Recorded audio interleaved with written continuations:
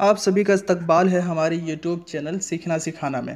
آج کی ویڈیو میں ہم ملا وجیح کی تصنیف صبرس سے متعلق چند اہم معلومات آپ کے سامنے پیش کریں گے، تو بنے رہیں ویڈیو کے آخر تک۔ چلیے شروع کرتے ہیں۔ پہلا پوائنٹ ہے نام اسد اللہ اور تخلص وجیح ہے۔ دوسرا پوائنٹ، ملا وجیح کے تخلص کے سلسلے میں ڈاکٹر جمیل جالبی کا ماننا ہے کہ انہوں نے وجیحی، وجیحی اور وجیح تینوں تخلص استعمال کیے ہیں۔ تیسرا پوائنٹ، جمیل جالبی کے مطابق وجیحی کی تصنیف کتب مشتری میں ہر جگہ تخلص وجیحی آیا ہے، لیکن صبرس میں ہر جگہ وجیحی لکھا ہے۔ چوتھا پوائنٹ، وجیحی ابراہیم قطب شاہ کے دور میں گولکنڈہ میں 1566 میں پیدا ہوئے۔ پانچواں پوائنٹ، جمیل جالبی کے مطابق وجیحی کی تاریخ وفات 1070 ہجری مطابق 1659 ہے۔ چھٹا پوائنٹ، ملا وجیح محمد قلی قطب شاہ کا درباری شاعر تھا۔ ساتواں پوائنٹ، قلی قطب شاہ نے وجیحی کو ملک الشعراء کے اعزاز سے نوازا تھا۔ آٹھواں پوائنٹ، وجیحی نے 4 بادشاہوں کا زمانہ دیکھا۔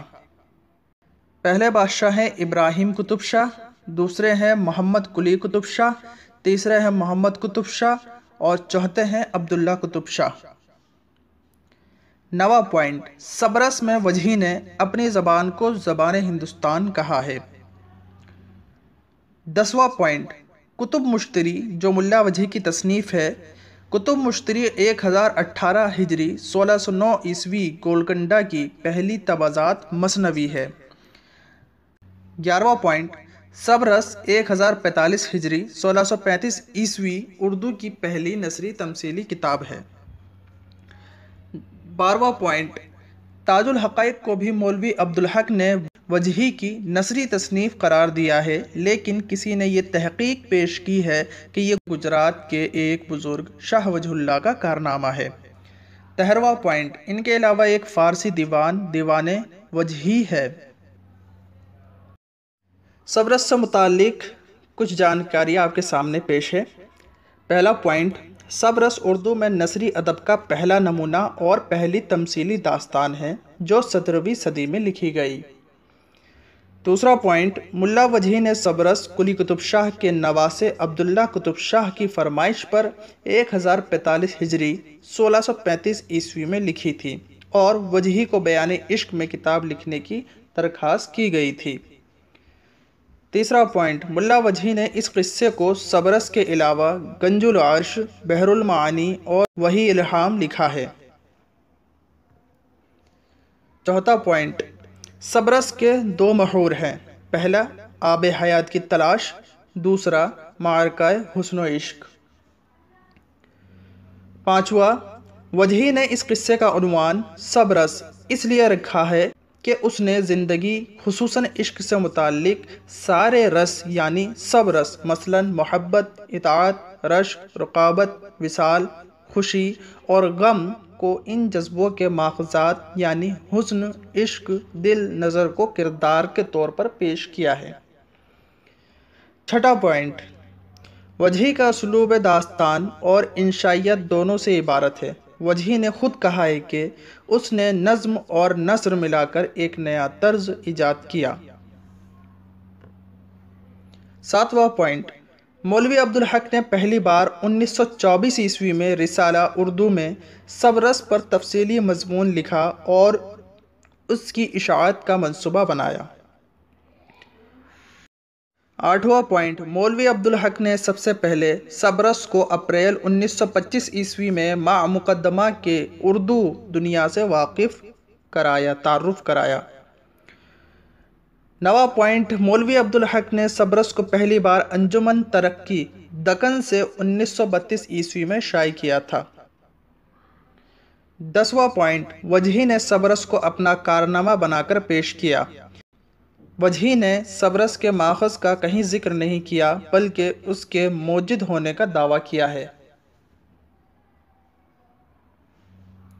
11واں پوائنٹ، سبرس کے ماخذ میں 3 تصانیف کا ذکر آتا ہے اور یہ تینوں تصانیف محمد یحییٰ ابن سیبک فتاحی نشاپوری کی ہے۔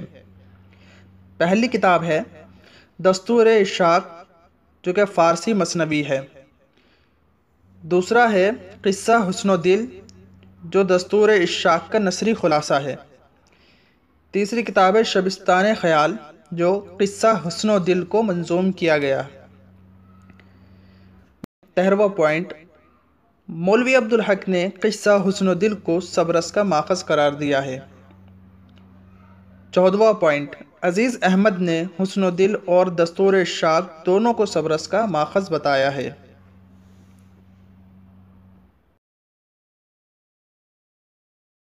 سبرس کا خلاصہ۔ سبرس کا قصہ اس طرح ہے کہ ملک سیستان کے بادشاہ عقل کا بیٹا شہزادہ دل جو علاقۂ تن کا حکمراں ہے، جو آب حیات کا ذکر سن کر ایسا دیوانہ ہوا کہ کھانا پینا چھوڑ دیا۔ دل کا دوست نظر اس کی خاطر آب حیات کی تلاش میں نکل پڑتا ہے۔ بہت سے مشکلات کا سامنا کرنے کے بعد اسے پتہ چلتا ہے کہ شہر دیدار کے باغ رخسار کے چشمہ دہن میں آب حیات پایا جاتا ہے۔ شہر دیدار سلطان عشق کی بیٹی حسن کی مملکت ہے۔ اس کے ہاتھ میں ایک انگوٹھی ہے جو چشمہ آب حیات تک پہنچاتی ہے۔ بڑی مشکلات کا سامنا کرتے ہوئے نظر کی رسائی شہزادی حسن تک ہو جاتی ہے۔ نظر ایک جوہری بن کر اس سے ملتا ہے اور حسن اسے ایک ہیرا دکھاتی ہے جس پر شہزادے کی تصویر نقش ہے۔ شہزادی اس تصویر پر فریفتہ رہتی ہے جو شہزادہ دل کی ہوتی ہے۔ نظر موقع کا فائدہ اٹھاتا ہے اور شہزادی کے دل کی آگ کو اور بھڑکاتا ہے اور اسے دل سے ملانے کا وعدہ کرتا ہے۔ نظر مملکت تن میں پہنچ کر شہزادے کو آب حیات ملنے کی خوشخبری کے ساتھ ساتھ شہزادی حسن کے قصے بھی سناتا ہے جسے سن کر شہزادہ حسن کے عشق میں گرفتار ہو جاتا ہے اور شہزادی سے ملنے شہر دیدار جانے کی تیاری کرنے لگتا ہے۔ لیکن جب بادشاہ عقل کو اس کی خبر ملتی ہے تو وہ دل کو گرفتار کروا دیتا ہے۔ گرفتاری کی اطلاع پا کر شہزادی حسن اپنا لشکر بھیجتی ہے۔ عقل خود جنگ کرنے کے بجائے شہزادے کو جنگ پر بھیج دیتا ہے۔ اس طرح دل اور حسن کی جنگ ہوتی ہے جس میں بعد میں عقل اور عشق بھی شامل ہو جاتے ہیں۔ عقل کی شکست ہوتی ہے اور وہ فرار ہو جاتا ہے۔ حسن کی فوج کے ہاتھوں دل گرفتار ہو جاتا ہے۔ حسن اور دل کی ملاقات ہوتی ہے، ان کی محبت پروان چڑھنے لگتی ہے، لیکن غیر کی بیٹی یہ غلط ہو گیا یہاں پہ لیکن رقیب کی بیٹی غیر کی سازش کی وجہ سے دونوں میں غلط فہمی اور جدائی پیدا ہو جاتی ہے۔ رقیب دل کو قید کر لیتا ہے۔ حسن کو جب حقیقت کا پتہ چلتا ہے تو وہ دل کو آزاد کرانے کی کوشش کرتی ہے اور فوج بھیج کر اسے آزاد کراتی ہے۔ ادھر عقل کے وزیر قامت نے بادشاہ عشق سے عقل کی صلح کرا دیتا ہے۔ عقل عشق کی تابعداری قبول کرتا ہے اور حسن اور دل کی شادی ہو جاتی ہے۔ کرداروں کی پہچان۔ عقل سیستان کا بادشاہ ہے جس کے بیٹے کا نام دل ہے جو علاقۂ تن کا حکمراں ہے۔ شہزادہ دل بادشاہ عقل کا بیٹا اپنے دربار میں شراب نوشی کرتے ہوئے آب حیات کا ذکر سن کر کھانا پینا چھوڑ دیا تھا۔ نظر شاہی فوج کا ایک جاسوس اور شہزادہ دل کا دوست جسے شہزادہ آب حیات کی تلاش میں بھیجتا ہے۔ نظر آب حیات کا پتہ پوچھنے کے لیے عافیت نامی شہر کے بادشاہ ناموس زہد پہاڑ پر رہنے والے بوڑھے زرق اور ہدایت نامی قلعے کے حکمراں ہمت سے ملا تھا۔ ہمت نے نظر کو بتایا تھا کہ شہر دیدار کے باغ رخسار کے چشمہ دہن میں آب حیات ہے جو مشرق کے بادشاہ عشق کی بیٹی حسن کی ملکیت ہے۔ ہمت نے اپنے بھائی قامت کے نام جو رقیب ہی کے شہر میں رہتا ہے خط لکھ کر نظر کو دیا تھا تاکہ قامت نظر کی مدد کرے۔ شہر سنگسار جس کا نگراں رقیب ہے اور بادشاہ عشق کا غلام ہے۔ سنگسار کے لوگوں نے نظر کو چور اور جاسوس سمجھ کر گرفتار کر کے رقیب کے حوالے کر دیا تھا۔ نظر رقیب کو مٹی کو سونا بنانے کا لالچ دے کر باغ رخسار پہنچا تھا اور قامت کی مدد سے رقیب کے چنگل سے آزاد ہوا تھا۔ باغ رخسار میں نظر کی ملاقات شہزادی حسن کی سہیلی زلف یعنی لٹ سے ہوئی تھی، جس نے نظر کو کچھ بال دیے تھے اور مصیبت میں جلانے کو کہا تھا۔ غمزہ بادشاہ عشق کا سپاہی، جس نے نظر کو باغ رخسار سے گرفتار کیا تھا، نظر کے بازو پر بندھے لال کو دیکھ کر اسے یاد آتا ہے کہ نظر غمزہ کا بچھڑا ہوا بھائی ہے۔ شہزادی حسن نے نظر کو ایسا ہیرا دکھایا تھا جس پر شہزادہ دل کی تصویر بنی تھی اور اس تصویر پر حسن فدا تھی۔ حسن نے نظر سے دل سے ملانے کی درخواست کی تھی۔ شہزادی حسن نے اپنے ایک غلام خیال کو نظر کے ساتھ شہزادے دل کو لانے کے لیے بھیجا تھا۔ بادشاہ عقل کا وزیر وہم، جو دل کے شہر دیدار جانے کی خبر سن کر نظر اور دل کو قید کر لیتا ہے، لیکن نظر خیال کی مدد سے قید سے نکل جاتا ہے۔ بادشاہ عقل نے زرق کے بیٹے توبہ کو زہد پہاڑ پر نگراں مقرر کیا تھا۔ بادشاہ عقل دل کو قید سے نکال کر ایک سپہ سالار صبر کے ساتھ حسن کی فوج کے مقابلے کے لیے بھیجتا ہے۔ شہزادہ دل اور شہزادی حسن میں 4 دن تک جنگ ہوئی تھی، جس میں حسن کی طرف سے غمزہ، قامت اور زلف نے حصہ لیا تھا۔ شہزادی حسن نے اپنے غلام خال کی مدد سے جنگ سے بچنے کی تدبیر نکالی تھی۔ سپہ سالار مہر کی بیٹی وفا کی تجویز پر دل کو چاہ زکن سے زلف کی مدد سے نکالا گیا تھا۔ رقیب کی بیٹی غیر کی غداری کی وجہ سے حسن و دل میں بدگمانی پیدا ہوئی تھی۔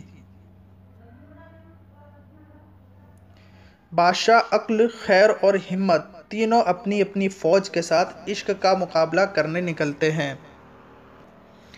شہزادہ دل، نظر اور خیال کی ملاقات باغ رخسار میں چشمہ آب حیات پر خضر سے ہوئی تھی۔ شہزادہ دل نظر کے کہنے پر خضر سے آب حیات کا پتہ پوچھا تھا۔